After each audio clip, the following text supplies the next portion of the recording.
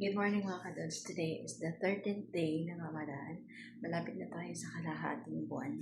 So ayun, ngayon ay maghuhugas ako ng aking mga hugasin. So ayan, tingnan nyo yung aking nuluto kahapon. Ubus na ubus. Ito yung mixed mashi, mixed stuffed vegetable. Ito yung onion alone. So ayan, yung aking hugasin dahil na ay kagabi umakyat na ang person. Ayan. Nagising ako ng 9:45 kasi tumawag si Madam H. May buhok. Tumawag siya sa sa cellphone ko. Hindi ko narinig kasi nga ay naka-silent siya. So ayun, yun yung nagpagising sa person. Tulog pa sana ako hanggang ngayon. Ang sakit ng mga sakit ng mga braso, sakit ng katawan ko as in super.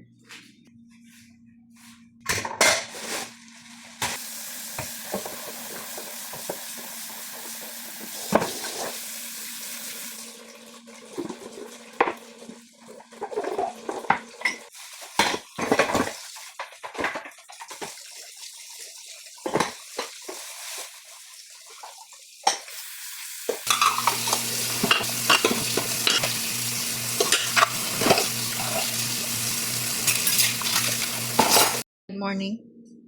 Good morning. Kakatapos ko lang maglinis ng room ng tita. Kakadating ko lang talaga dito sa kusina. May napansin akong tawag from Haifa. Matawag na naman siya. Nawala siya dito sa bahay. Umalis yata na hindi namin alam kung saan siya pumunta. Matawag siya.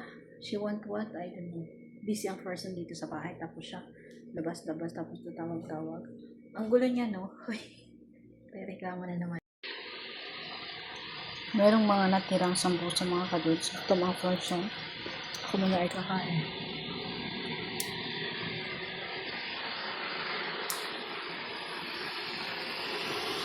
Sabi.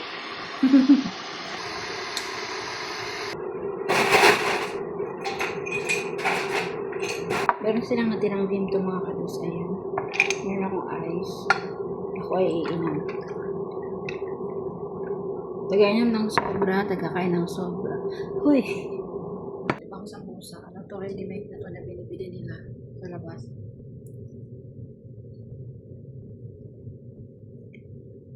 Ano ay Indian sambusa. May curry sa loob, may beans. Ano ba yan? Indian beans. Ano siya? Green peas yun. Tapos patatas. Then meron silang ginamit na curry. Pangha. Ano masyado? Wall. Sinarap ako ng markon. Nagpahinit ako ng tubig, hindi ko alam kung anong gagawin ko dyan. Wala naman kasi akong kape. And then naglagay ako ng bimto. Diba? Parang may hangover ang person.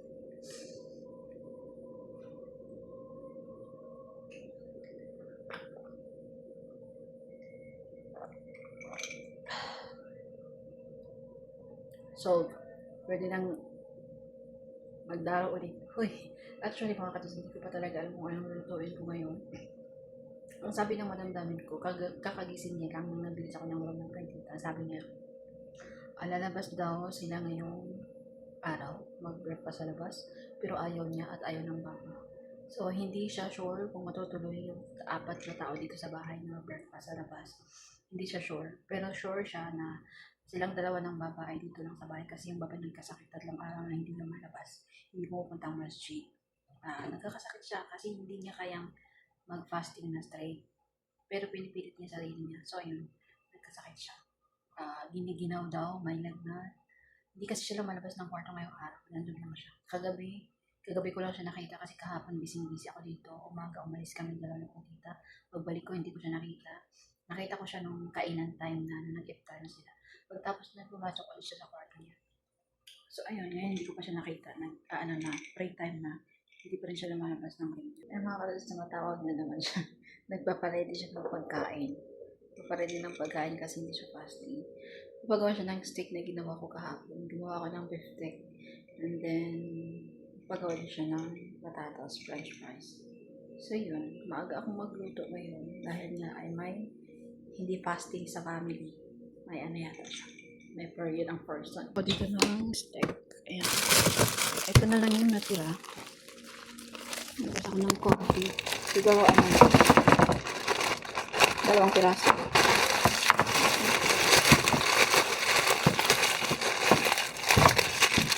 Agad. So, ito na yung nilabas kong steak. Gagawin ko siyang biftek na tinatawag nila. Maglalagay ako dito ng asin, paprika, black pepper, and kusbaramatfon. And then, meron ako dito onion na rinrain ko. Lalagay ko ng isang itlog. And then, lalamutakin na ng person. Kahapon naglagay ako ng soy sauce. Matamis yung soy sauce dito eh. Yung nilalagay kasi dun sa video na pinasa nila kahapon ay oyster sauce at saka normal sauce. Pero wala akong ganon. So ito na lang yung ginamit ko. Lalagay ko muna ito sa ref. Masira.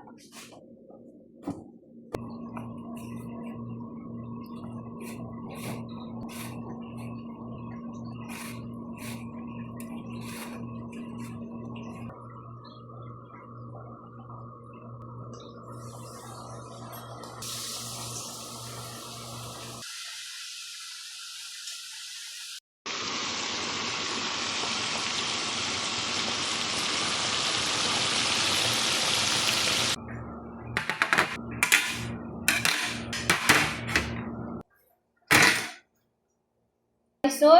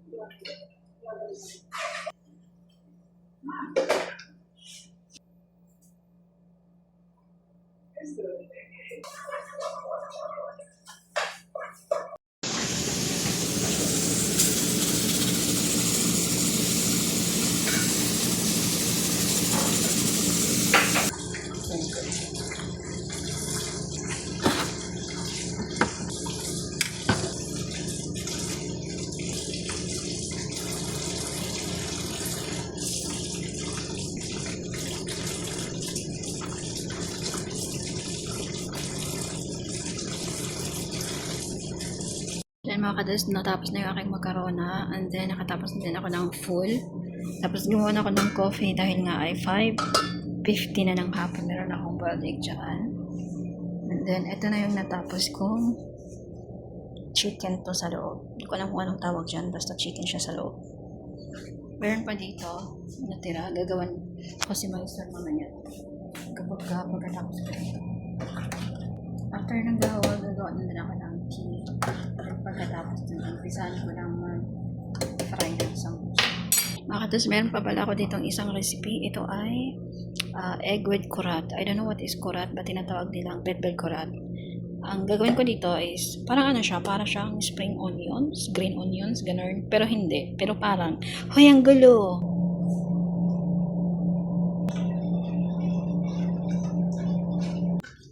Ako muna ay mag-CR break. Hoy!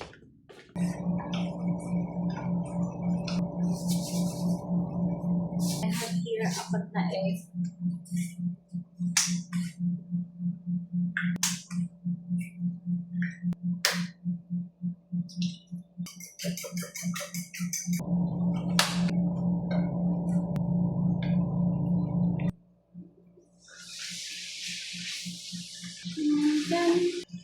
Iya, halat ang maradami. Tapos, should be. Ah, maradami. It's already 5:59 mga kadods, so 6 o'clock na. So 30 minutes na lang yung aantay namin mag-prepare na. Like 6:15, kailangan prepare na ang lahat. Konti lang yung aking niluto ngayon, pero hindi masyadong binagyo yung aking kusina for today's video. Hoy, ayan, naka-open na yung aking oven. Nagpainit ako ng tinapay. Hinaan ko lang yung apoy para hindi masunog dahil wala nang ibang tinapay. Hoy, so ayan.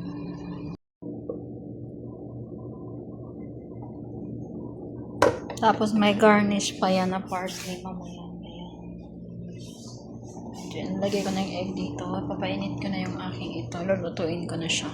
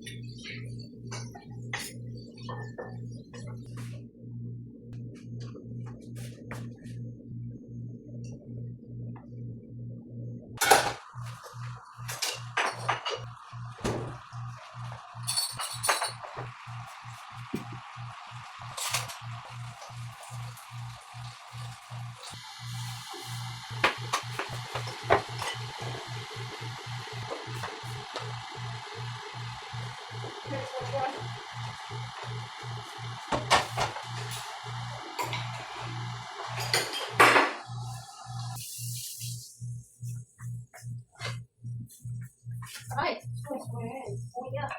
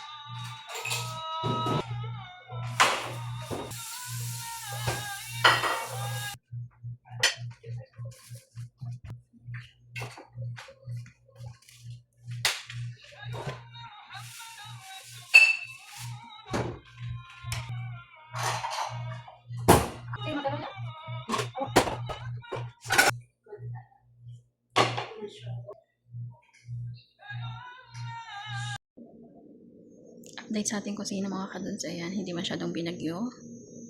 But nag-blurred. Ayan. Hindi pa kami naghugas. Kami ay nakaupo muna. Huy!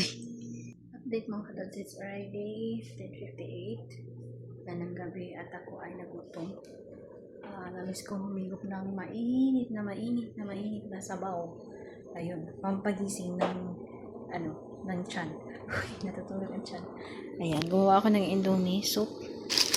Ito yung seasonings niya. Hindi ako gutom, hindi din ako busog. Hindi ko alam. I feel, gusto kong humigop ng sabaw. Ganang level ang aking cravings ngayong gabi. Huy, yung dalawa pala umalis. Si Prinkita at yung kapatid niya, si Madam H. Umalis sila. Hindi ko alam kung saan sila pumunta. Gusto nilang isama yung nanay nila kaso umayaw. Kasi walang magtutulak ng wheelchair. Nagreklamo kasi ako sa kanya kanina na masakit yung braso ko. Gawa to nung pinagbubuhat ko yung mga pinamili namin kahapon. Mula labas hanggang dito sa loob. Tapos umikot pa talaga kami kasi hindi ko binuksan yung front door. para mabilis na. Dahil kapag magpapatulong pa ako sa driver, mas tawag nito, hindi mabilis kasi kailangan ko din siyang utusan sa labas. Nagpabili din ako sa kanya sa labas. So ayun, multitasking ang mga person kahapon. Alam mo mga kadol, super late nilang nagbigay ng lulutuin ko kanina. Pero yung nagbigay sila ng recipe alas 4 na. Tapos yung binigay nila is laham or meat, o diba? Galing freezer pa yun. So kailangan talagang multitasking talaga ang person ngayon. Wala ko masyadong niluto, pero rush hour na. So ayan, for the pagod ang person. And wala akong soup today. Kahapon dinala akong soup. Pero ngayon wala akong soup. Dahil hindi na kaya sa oras. Kaya ko pero hindi kaya sa oras. Dahil na alas 4, meron lang akong 2 oras na magluto. Diba? Hindi nga umabot ng 2 oras. Parang 1 hour and 45 minutes ganon. Natapos ko siya agad-agad as in. Nagluto ko ng macarona. Nagluto ko ng laham. And then meron pang food. Tapos merong egg. Which is hindi siya heavy food. Pero, yung pinaka lang doon is yung meat. Kasi galing pa siya freezer. So, alhamdulillah, nairaos ko naman ngayong araw. And, I think hihigop ako ng sabaw ngayong gabi. Indomie nga lang. So, ayan mga kadods. Luto na yung aking Indomie sabaw. Tingnan nyo naman. Sunog na. Hindi ko pa tinapon.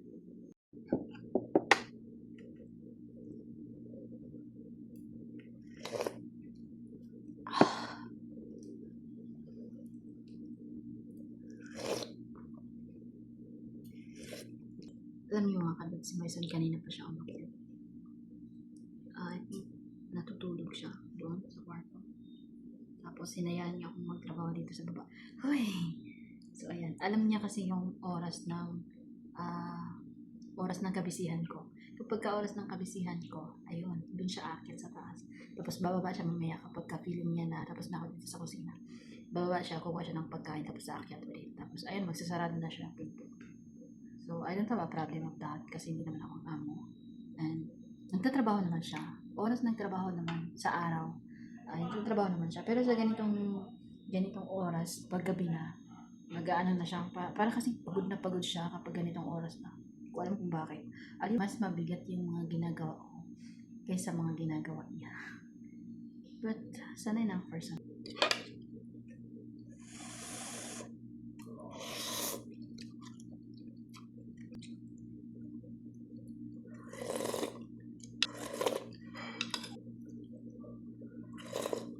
Kapatid ni Madam Dami nagbigay ng mga ganito. So, ayan. Meron pa dyan. Parang 4 yata itong.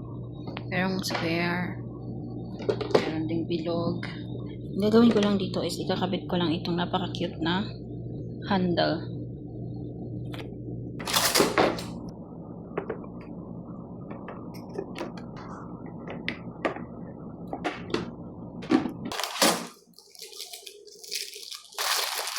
Ang cute, nabigay pa siya ng mga ganito. Ang cute niya. Meron na kaming ganyan. Super kailangan namin ng ganyan kasi madami kaming mga dito. Insekto. Uy, insekto. And then, napaka-cute dahil nagbigay din siya ng ganito. Yung pangsapin. Paper.